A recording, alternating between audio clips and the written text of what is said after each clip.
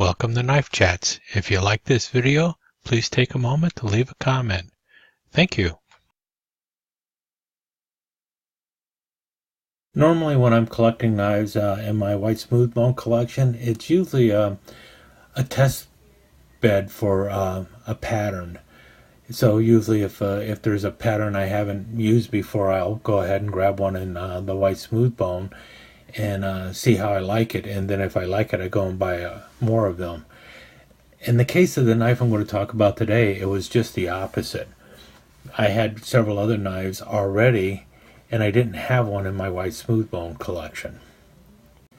Now the knife I'm talking about is sometimes called an Ulu Skinner or a palm Skinner, heard it called a cat Skinner, and so on and so forth. First one I ever picked up was by Rough Rider, and it was this one here, and they called it an Ulu Skinner. This is the RR776. This is the first one I ever picked up like this, and once I started using it, I really enjoyed the knife. It's got a very short handle, big blade with a hole through it. You got the jimping here so you can press down and everything, and the reason they call it an Ulu Skinner is because the blade rocks somewhat like an ulu, and so you can do scraping like such and everything else. And I found these knives really helpful for cleaning up fish and everything. And this one is really cool because the handle can be removed. And yeah, this is by Rough Rider, so I think I paid like somewhere between $12 and $15 for it, so it wasn't a very expensive knife. But these actually can be an expensive knife. Let's take a look at another one before we look at the white smooth bone collection. So like I mentioned, I spent about $12 to $15 for the Rough Rider. Came with this nylon sheath. It actually has a sharpening stone with it. Another one I picked up came with this little whistle. Anyone who knows anything about Tops knives know they all come with a survival whistle. And this is the other Ulu Skinner I picked up, but in the world of Tops, it's known as the Pup XL because there's also a smaller version of this, a 5-inch version.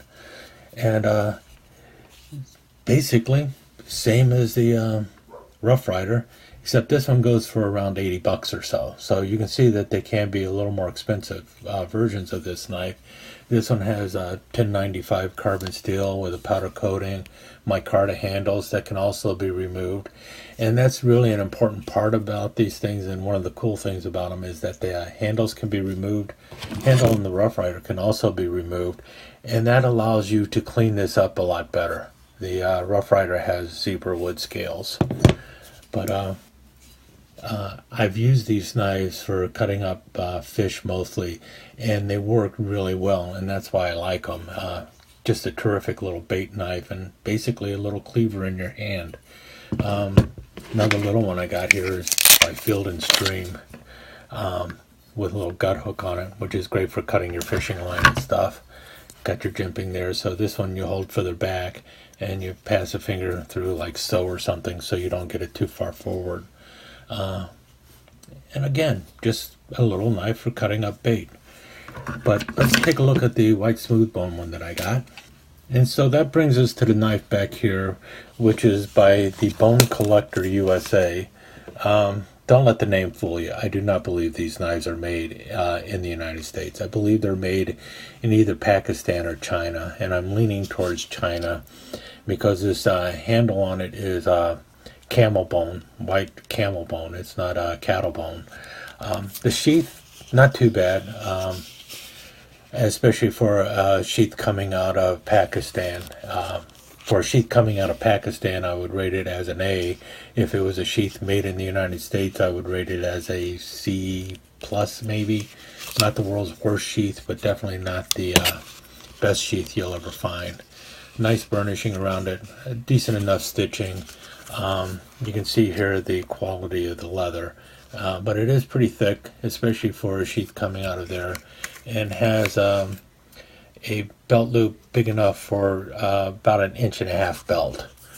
The knife itself is really kind of cool looking, and the knife was actually designed by a person who knows how to fish. Not to mention the guy who designed the knife is somebody who does a lot of knife selling too. ever hear of Jim Frost? This is one of his designs. Even though this knife is by the Bone Collector, I think it was initially in the Jim Frost lines of knives, and it's known as the Snook. And what you have on it, up here is a false edge on the upswept portion. The bottom portion down here, this is a sharpened edge here, and then back here is a very rough serration area that is really designed for scaling and for cutting through fish bone and such. Like I mentioned, it's got a camel bone handle, got a lanyard hole in there, full tang. You got a brass spacer here, and then stainless steel pins holding on the bone. And for this knife, it's not really bad at all. If you notice, it's pretty thick. So let's just grab our little ruler here, and we'll see that it is approximately 1/8 of an inch thick. And if you notice, the blade has thickness is all the way through here. So it's 1/8 of an inch thick. The grind here feels like a hollow grind. Like I said, a false wedge up here on top. Very deep jimping, so your hand really goes on there and it stays. My thumb is not going anywhere. And the finger hold also acts as a great guard, so you got your hand in place really well. Some people don't like the finger hold, but it doesn't really matter. You can also grab the blade easily enough and use it for scraping and such. And like I mentioned, this portion here is for cutting through bone and such, and it works really well. And it's also great for removing those fins and everything. And then you've got 2.5 inches, I believe, up there. Let's check. You've got a 2.5 inch fine edge and 1.5 inches of serration back here. So with an overall length of a blade that is just at 4 inches. And overall length of the knife, if we can do this, is just shy of 7.5 inches. So you've got a 3-inch handle there. Yeah, 3-inch handle. But you also notice that the blade actually is part of the handle too. So the design is actually quite useful for fishing. And considering that Jim Frost is an avid angler, I can see why he came up with the knife. I've used this knife or other knives while fishing, so I know it works quite well for processing bait and stuff. So that's why I like these knives, and that's why when I started looking around, it's like, how come I don't have one in white smooth bone? I've got them in all other areas, so I just had to go and grab one in white smooth bone. And unfortunately, there are none that are out there that are better quality than this yet. If I ever find one that is better quality in white smooth bone, I will definitely pick it up, because this one is definitely designed for using, and it really looks good as a user. But for right now, it pretty much just stays in my collection. But for a everyday usable knife for fishing, this little Bone Collector is really a quite good knife. I mean, I have cut up stuff with it, and it works really well.